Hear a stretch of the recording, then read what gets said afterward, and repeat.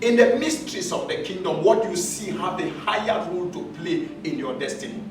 What you don't see cannot manifest in your destiny. It is what you see and accept that governs you.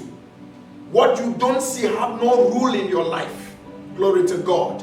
So you want to understand that if somebody walks to the hospital, that the dresser of life is involved in his life, and the doctor says you have cancer, you will be dying in some few days to come, and that person refused to see cancer, that person will not be dying.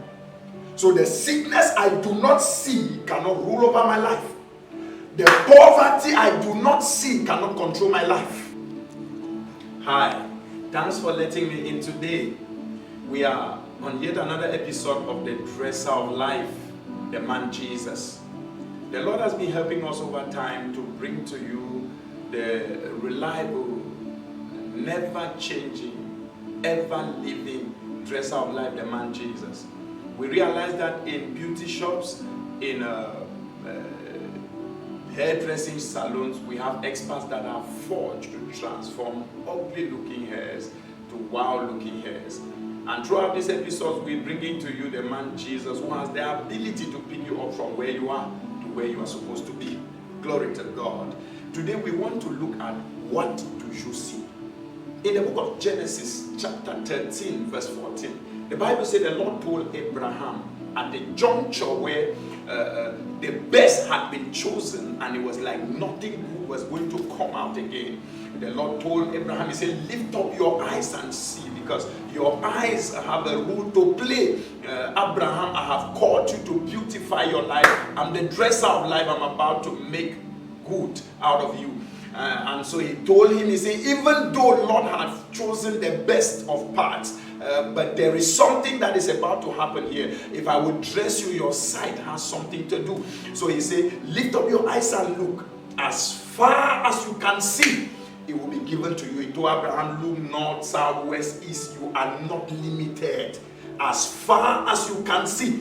If you will be limited, it is in your sight. As far as you can see, it will be given to you. And of course, if you will weigh Abraham's life and weigh Lot's life, you will realize Abraham saw good, and good became his portion. Glory to God. In this episode, it is, what do you see? In the mysteries of the kingdom, what you see have a higher role to play in your destiny. What you don't see cannot manifest in your destiny. It is what you see and accept that governs you. What you don't see have no rule in your life. Glory to God. So you want to understand that if somebody walks to the hospital, that the dresser of life is involved in his life, and the doctor says you have cancer, you will be dying in some few days to come, and that person refused to see cancer, that person will not be dying. So the sickness I do not see cannot rule over my life. The poverty I do not see cannot control my life. The untimely death you refuse to see will not take hold of your family. But if you chose to see poverty and they pour all the wealth, bags of money on you, it will take just a matter, it will just be a matter of time for you to return back to poverty. It's as far as you see that you become. In the book of Romans chapter number 4, verse 17, the Bible says, as it is written, you are the father of many nations. It said, unto him who believed, even God, that quickeneth the dead, that calleth for the things that be not as though they were. That was God talking to Abraham. He called Abraham the father of all nations. He saw Abraham as the father of all nations, even when Abraham had no child. Is somebody getting me here? It is what you see that you become. Our Father God teaching us saw Abraham becoming what he was not. And he said he called for the things that be not as though they are. Now you must train yourself to begin to see not your past, not the village or where you come from, not the limitations of your nation, but what God says. Begin to see the future. Is somebody getting me? So you want to understand that your sight has a role to play in your dressing. But now that sight, what you see, have a lot to do. Your ability to see has everything to do with how much of knowledge you carry. It has everything to do with your past. It has everything to do with your foundation and where you come from. There is someone who comes from a very poor background, and no matter what you do, the person sees poverty. That person will end poor.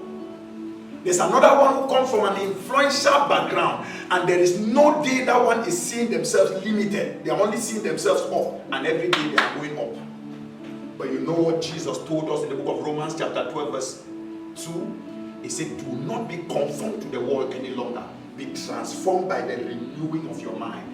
You got to be given to the eating of the word of God, so that when you appear at any road junction, what you see is what the word says. And as you see it, your becoming is sure. Hallelujah. The reason why I will not see sickness in me is because the word I have truth over the years have taught me to understand that healing is the children's meal. By his stripes we were healed.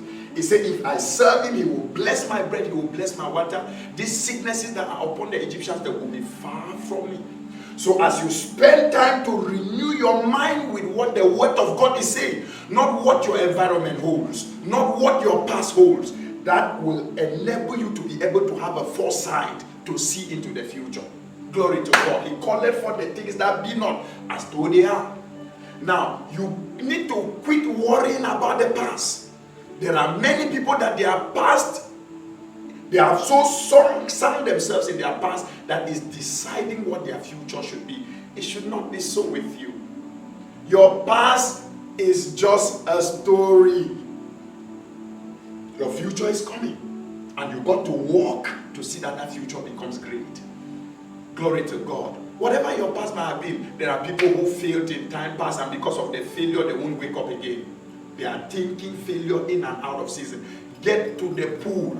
Let the blood of Jesus speak for you. Be washed in the water by the word. That by so doing, your mind will be renewed. You begin to see into the future. If you have fallen many times, if you have failed many times, if you have a very wayward past, as long as you are still breathing, I want to tell you there is hope. The Bible says there is hope even for a tree that has been cut down. If only the roots of that tree will come in contact with living water. You are not to think your past, think the future. If you worry from today till tomorrow, it won't change anything. Right actions change a lot. God bless you. I pray that you will begin to see as you ought to see. As Apostle Paul prayed for the church in Ephesians chapter 1 from verse 17 through 18, I pray the eyes of your understanding be enlightened. In the enlightenment of the eyes of your understanding, you will be able to see clearly. God bless you. This is what do you see. I pray that you will begin to see yourself as God sees you. In Jesus' name. Till we meet again, stay strong.